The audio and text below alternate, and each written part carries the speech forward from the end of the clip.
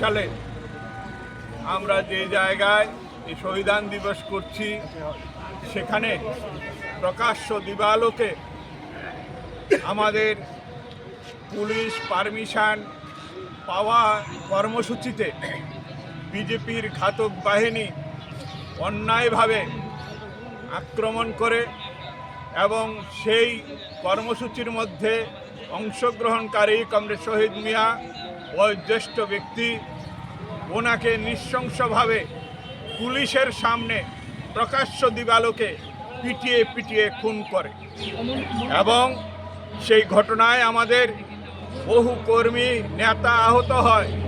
আমার সঙ্গে আছে কমরেড সিদ্দিক মিয়া, উনি সেই ঘটনায় ভীষণভাবে আক্রান্ত হয়েছিলেন এবং তার বাক রুদ্ধ হয়ে গিয়েছিল, এখনও বাকশক্তি পুরো ফিরে পায়নি। তেমনিভাবে আমাদের পার্টির সম্পাদক মণ্ডলীর সদস্য কমরেড প্রদেশ রায় সহ প্রায় কমপক্ষে 15 জন যারা উন্নত চিকিৎসার জন্য পরবর্তী সময়ে দীর্ঘকাল জিবি হাসপাতালে থেকে চিকিৎসিত হতে হয়েছে। অনেকে প্রাণ আবার ফিরে পেয়েছে। কিন্তু আমরা বলতে চাই, আজকের দিনে কমরেড শহীদ মিয়াকে খুন করে দিয়ে চরিলাম বা বিশালগড় বিভাগ বা ত্রিপুরা রাজ্যে বাম গণতান্ত্রিক আন্দোলনকে স্তব্ধ করা যায়নি। আর যায়নি বলেই কমরেড শহীদ মিয়াকে খুন করার পর গত বছর তার পাড়ায় আমরা এই শহীদান দিবস করেছিলাম।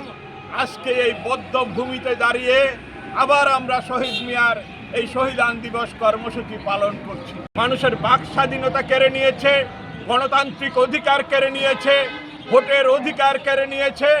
এখন এরা মানুষের সামনে আর দাঁড়ানোর মতো কোনো ক্ষমতা নেই। তার জন্য সন্ত্রাসকে একমাত্র পাথেয় করে তারা গণতন্ত্রের টুটি টিপে হত্যা করে এই রাজ্যে কায়েম করার জন্য, তাদের শাসন ব্যবস্থা চালু রাখার জন্য তারা চেষ্টা করছে।